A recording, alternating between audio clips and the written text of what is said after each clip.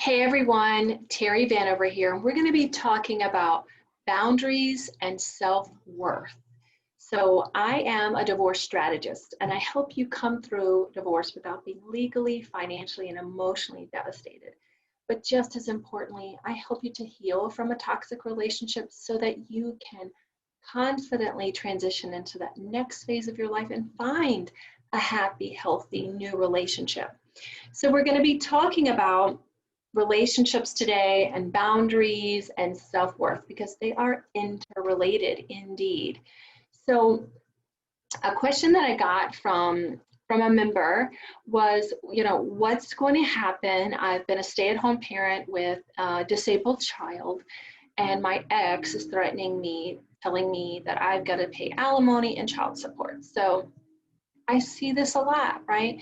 A lot of times we have exes that and try to intimidate us or try to talk us out or manipulate us out of what we're entitled to. And it's such an overwhelming process. I mean, and unless you've been through it before, you really don't know what you're entitled to. You don't know what's reality and what your ex is saying. Is that true or not true? So it's really important that you get educated on the process and learn about your state's laws and really understand what it is that you're entitled to.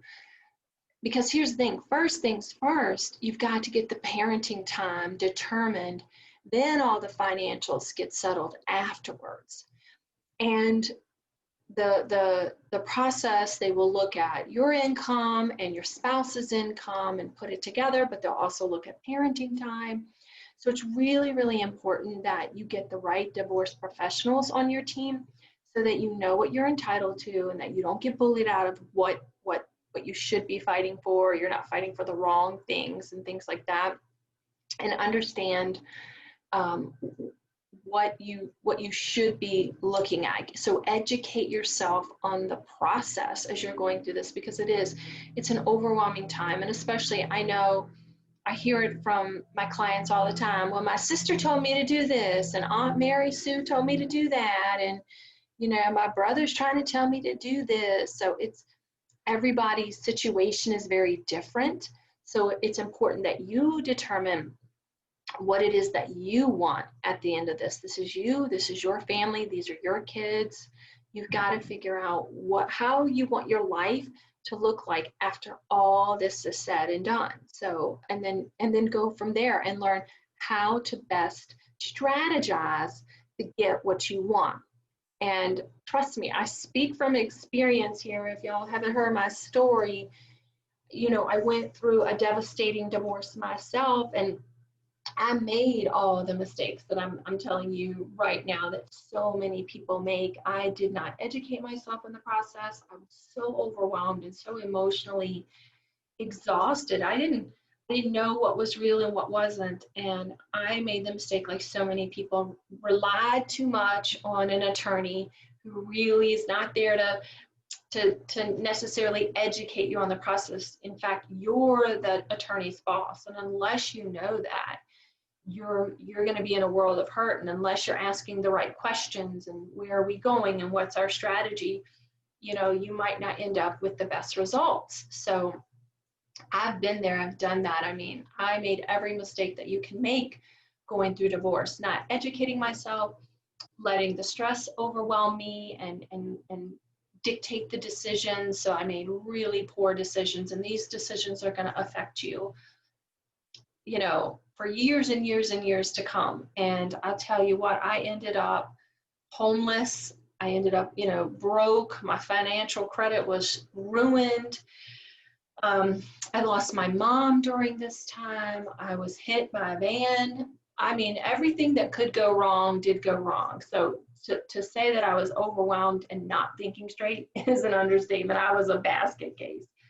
So when I came out of it, I realized all the mistakes that I made. And I said, I don't want to see other people going through this, not understanding their options, not being really clear on how the decisions they're making today are going to be impacting them for the rest of their lives, and how how they're showing up today is going to affect their co-parenting relationship with their ex later on. So I'm really, really passionate about helping people get through this process more amicably, more efficiently, save you time, save you money, save you heartache. But just as importantly, heal yourself during this so that you don't end up making the same mistake again. Because here's the thing, I know if you're in the middle of a divorce, you are not thinking about a relationship, but eventually you will be, right? It's just human nature. We want to be loved and we want to give love and we want to be in a relationship. And here's the thing, if once you've had a divorce, the chance of you getting another divorce is now 70%. Unless you do some serious inner work, you're going to end up repeating the same mistakes. Trust me, I see it. A lot of my clients come to me after their second divorce, and then after they realize, oh, I've got a pattern. I keep attracting these partners over and over and over who use me and abuse me. And so I think it's time I look at me and figure out what I'm doing to attract these jokers over and over and over. So really important to do the work. So that's a big part of my mission too, is to help you come out of this even better than you went into the marriage. I want you to be stronger, more confident, less insecure, right? All those good things. So I hope that answered the question about being a stay-at-home parent. And remember, educate yourself in the process, and they're going to take your spouse's income, your income, education, and parenting time, and they're going to look at a lot of factors. It's not just, I know your ex is probably saying, I'm not going to pay you anything, I'm not going to give you anything, and things like that. And it's usually somewhere in the middle. These things usually work out. So don't allow your ex to bully you out of fighting for what you deserve. So that's the real takeaways. Educate yourself on this process. Know what you should be fighting for so that you know if you should be fighting for spousal support. Is it worth it? How much should I be looking at? Where should I negotiate? All of those things. So really educate yourself on this process. All right, so let's move on to boundaries and self-worth. How are they related? I will tell you, very related, right? If you are a people pleaser, chances are you have real fluid boundaries, right? And probably low self-esteem. That's generally what I find. So a big part of what I do in my program is helping you build your self-esteem, find your self-worth, reparenting all of that so that you can show up for yourself and create healthy boundaries. So I'm actually going to work backwards today. Okay, I'm going to talk about boundaries, and then I'm going to talk about how to find your self-worth, even though they're interrelated, and you need to find your self-worth before you can create the boundaries. 3 things that you need to do when you are looking at boundaries. You've got to clearly define them. Look, if you don't know what your negotiables and your non-negotiables are, how are you able to communicate them to a partner or to other people in your life? You have to get crystal clear on your boundaries. I mean, define them out. What is acceptable for you? What is not acceptable for you? And define those in your all relationships with your family members, with your parents, with your intimate partners. If you're in the dating scene, you want to get really crystal clear about what your core values are. What is important to you? Is it spending time together? What kind of communication do you want to have? What does it look like, right? What does good communication in a relationship look like? What does it not look like? So get really clear on your boundaries. Now, the second part of that is communicating those boundaries. Chances are you haven't done the work on defining your boundaries, but if you're a people pleaser, here's where most of them get tripped up even before the third part, which is upholding the boundaries. The second part is usually, if you're a people pleaser, lady, I know this, you don't even communicate your boundaries. You're afraid of hurting someone's feelings. You're afraid of what they might think of you. Well, if I say no, they might think I'm a bad person, or they might think I'm a selfish person. Yeah, you got to let all that go. You can't be worried about the judgment of others. And then the third thing is upholding the boundaries. But I see this mostly in women. They struggle with the second part even more so than upholding the boundaries. It's communicating that boundary. So you have to get really clear on what your boundaries are, and then not be afraid to say no. And a question that I give my clients is, if you're struggling, if I say no to this, what am I saying yes to? Because remember, ladies, no is an act of love. I think we forget that. I think we think of no as a judgment word. But if you're a mom, come on, no is an act of love. No, you can't have that 18th piece of candy, right? No, you don't put your hand on the stove, right? It's an act of love. It's a word of protection. You're protecting your children. So think of that. If you're struggling with that yourself, think of it for you. Your little girl inside of you needs you to say no. If I say no to this, what am I saying yes to? Right? If I say no to committing to that project that I really don't want to do anyway, I'm saying yes to giving me time to work out, which I really need to do, right? If I say no to my sister, I'm standing up for myself.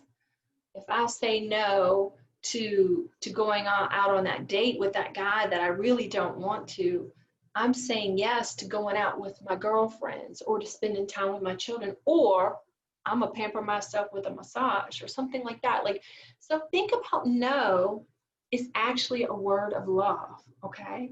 I know you probably initially when I said that, but then when I put it in context with your children, when you say no to your children, isn't that your act of love? It is. So think of that in that way too, because when we show up as an inauthentic version of ourselves, that's not healthy. When we're saying yes, when we really want to say no, that's not really fair to the other person, and it's certainly not fair to you. So, and I'm going to talk about how that feeds into your self-worth too, and it actually diminishes your self-worth when you do that. So here's the reason why you can't say no, because the truth is you don't love yourself, you don't value yourself. Because if you valued yourself, you'd say no and mean it, and you'd put your needs above everyone else's. So you have to get to the root of that. You have to understand where this began. And then you have to reparent yourself and give yourself the love and self-worth that you didn't get yourself. So I have a client in my program, and one of the things that we've been working on is her stop being a people pleaser. She's got to start standing up.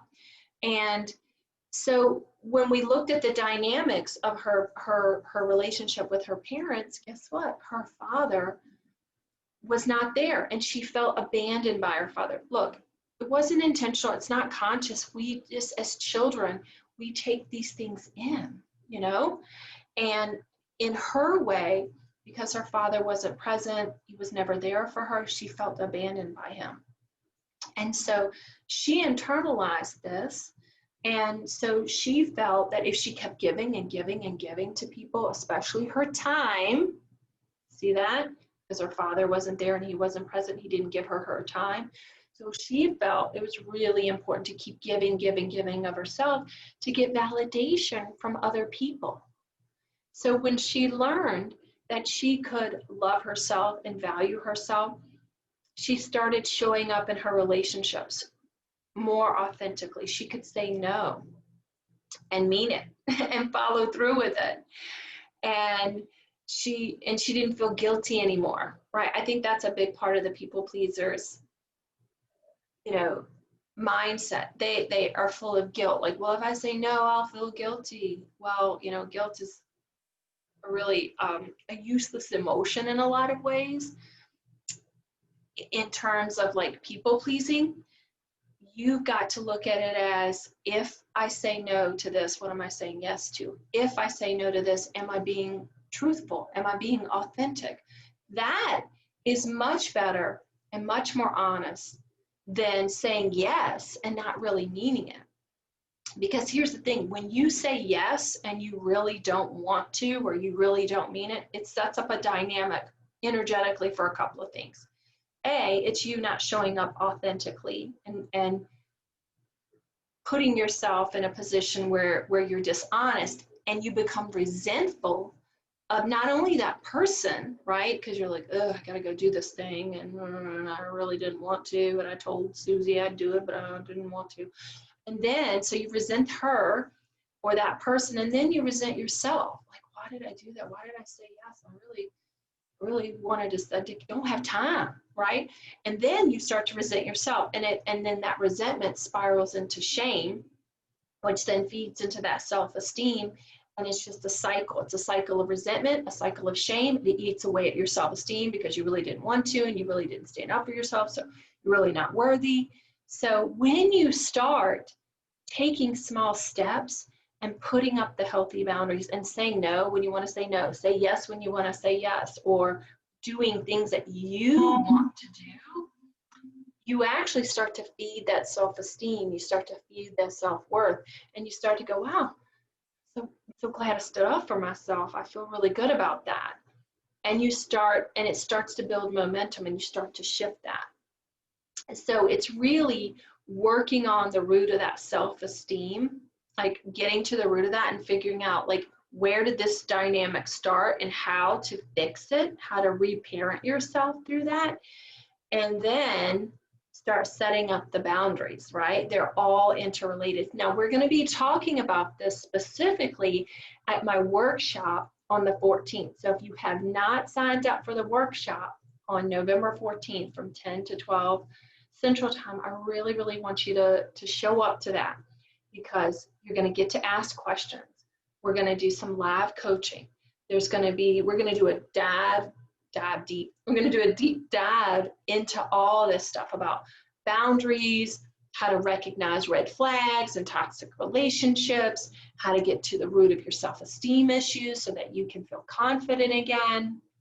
So if you've not signed up for our workshop coming on the 14th, please do so, because we're going to do amazing work on that, and you don't want to miss it. And I know it's called how to stop feeling angry, but look, it's whatever you're feeling. If you're feeling heartache, betrayed, bitter, like, we want to let go of all those toxic emotions so you can feel free, so that you can feel good about yourself. Because if you're holding on to that, it's going to prevent you from feeling good. So come on and join us on the 14th. I'm really, really super excited. I can't wait to have y'all there. If you need any information, I'm going to be putting the link all in our live today, and any other and in the group. So make sure you join us for that. Okay. All right. Talk to you later. Bye.